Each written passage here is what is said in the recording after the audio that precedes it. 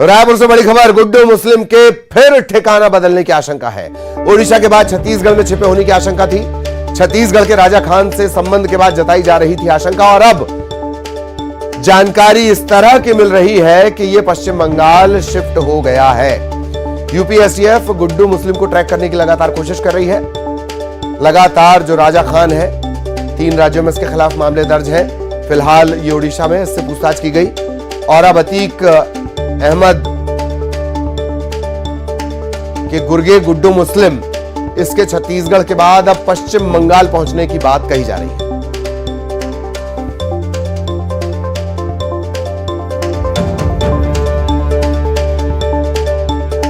बताया जा रहा है कि गुड्डू मुस्लिम ने फिर ठिकाना बदल लिया है। महासमुंद के राजा खान से इसके ताल्लुक थे।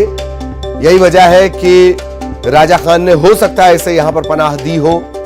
इसी के मद्देनजर ओडिशा में फिलहाल राजा खान इससे पूछताछ की गई। महासमुंद समेत कई जगहों पर राजा खान के खिलाफ भी इसकी भी अपनी एक हिस्ट्री है, और अब यह माना जा रहा है कि पश्चिम बंगाल भाग गया है गुड्डू मुस्लिम।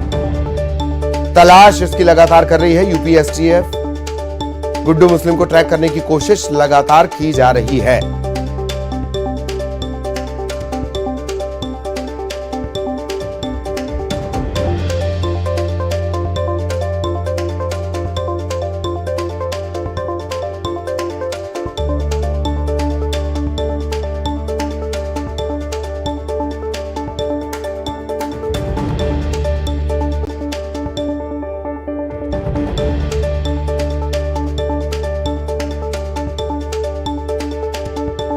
अतीक अहमद और अशरफ की हत्या के बाद तेजी से, सरगर्मी से गुड्डू मुस्लिम की तलाश की जा रही है। माना यह जा रहा है कि इसने फिर से ठिकाना बदल लिया है। छत्तीसगढ़ में इसके छिपे होने की बात निकलकर सामने आई थी, लेकिन अब यह जानकारी मिल रही है कि यह पश्चिम बंगाल की तरफ भाग गया है। जो बड़े माफिया गैंग्स हैं, इनके पास फायर पावर, रिसोर्सेज और ओवरग्राउंड और अंडरग्राउंड सपोर्टर्स की कोई कमी नहीं होती। ऐसे बहुत सारे लोग हैं जिनसे इनका लेन देन होता है, जिनके साथ इनका व्यापारिक संबंध होता है, अथवा इनके पूरे नेटवर्क में शामिल होते हैं, और इस प्रकार के लोग पूरे देश में और संभवतः विदेशों में भी फैले हुए हैं।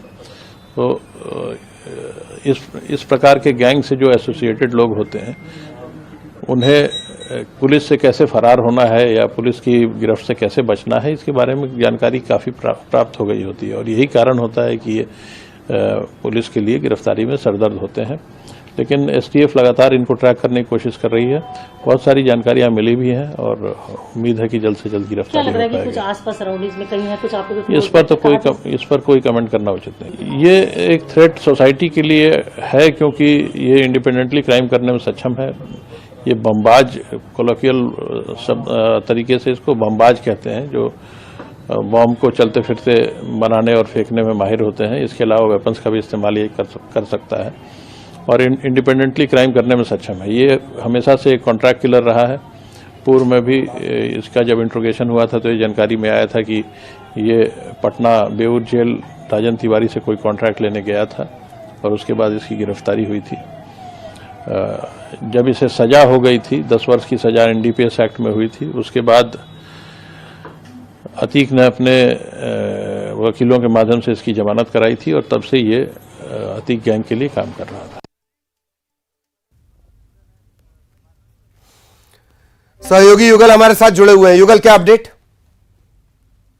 जी देखिए ललित, जिस तरह से गुड्डू मुस्लिम की छत्तीसगढ़ में छुपे होने की आशंका जताई जा रही थी, और अभी जो इनपुट्स मिल रहे हैं कि गुड्डू मुस्लिम उड़ीसा और छत्तीसगढ़ के बॉर्डर से अपने जो है ठिकाने बदल चुका है, और ये भी कयास लगाया जा रहा है कि छत्तीसगढ़ के राजा खान से जिस तरह से उसके संबंध बताई जा रही थी, तो वो छुपे होने की आशंका थी। लेकिन अब वो जो गुड्डू मुस्लिम है, ये जो सूचना है, ये जो सूत्र है वो बता रहे हैं कि वो पश्चिम बंगाल की ओर शिफ्ट कर गया है। इससे पहले भी ये सूचना मिली थी कि लंबे समय से उड़ीसा और छत्तीसगढ़ के बॉर्डर पर उसे ट्रेस किया गया था, और हालांकि यूपी एसटीएफ की टीम अभी पूरी तरह से गुड्डू मुस्लिम की तलाश कर रही है और उसे ट्रैक कर रही है। और जिस तरह से ये जानकारियां भी मिली है कि उसे गांजा के तस्करी के मामले में भी 10 साल की सजा हुई थी, और यही वजह है कि अतीक से उसके बाद जो जमानत के बाद अतीक के जो रिश्ते हैं उनसे उसके प्रगाढ़ हुए थे, और अभी भी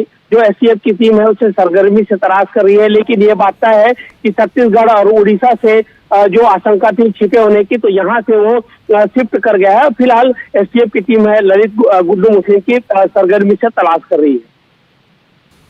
चलिए, धन्यवाद युगल इस तमाम जानकारी के लिए। खबर प्रयागराज से उमेश पाल शूटआउट केस से जुड़ा बड़ा अपडेट आपको बता दें। शाइस्ता परवीन के मददगारों पर भी शिकंजा कसा जा रहा है। 7 वकील 20 अन्य मददगार चिन्हित कर लिए गए हैं, आइडेंटिफाई कर लिए गए हैं। ये मददगार शाइस्ता को आर्थिक तौर पर भी मदद कर रहे हैं, ये जानकारी मिली है।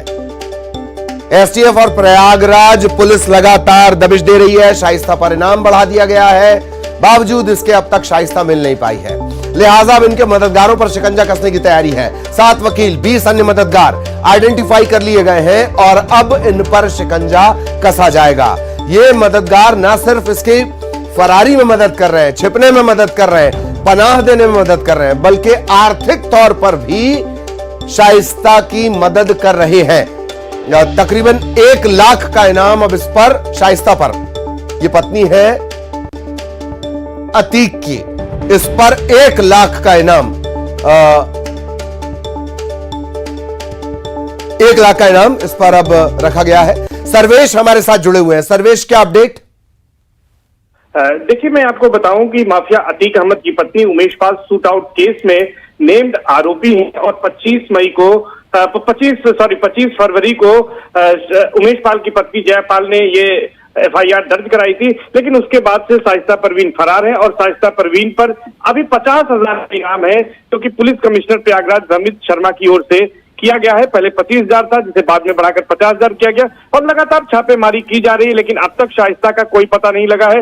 लेकिन पुलिस ने अब शाइस्ता को शेल्टर दे रहे, शरण दे रहे 7 ऐसे वकीलों को चिन्हित किया है और 20 अन्य मददगारों को किया है, जिसमें शूटर से लेकर फाइनेंशियल मदद कराने वाले भी शामिल हैं। इसमें बिल्डर भी हैं, प्रॉपर्टी डीलर भी हैं और अब इनको चिन्हित कर पुलिस इनके खिलाफ शिकंजा कसने की तैयारी कर रही है, इनसे पूछताछ कर रही है, क्योंकि लगातार शाइस्ता परवीन लोकेशन चेंज कर रही है और शाइस्ता परवीन की गिरफ्तारी नहीं हो पा रही है।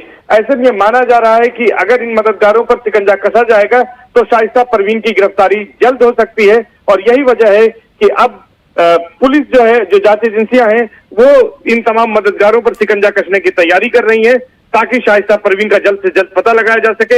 हालांकि शाइस्ता परवीन की गिरफ्तारी के लिए कई शहरों में दबिश दी गई थी और इसके अलावा जो एसटीएफ की टीम है, प्रयागराज पुलिस की टीम है, वो लगातार प्रयागराज और कौशाम्बी इलाकों में भी तमाम जगह पर जहां अतीक अहमद के बिरादरी के लोग रहते हैं, जहां पर अतीक अहमद की पुरानी रिश्तेदारियां हैं, वहां पर छापेमारी कर रही हैं। मंगलवार को भी ये छापेमारी असरावल खुद और असरावल कला गांव में की गई थी। जी ठीक। धन्यवाद सर्वेश इस तमाम जानकारी के लिए। थोड़ा सा एक बार और साफ कर दें कि शाइस्ता पर 1 लाख नहीं, दरअसल इस पर 50,000 का इनाम है।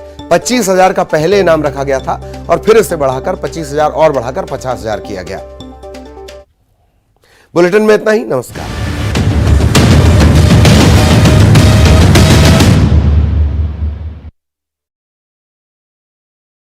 में एनआईए की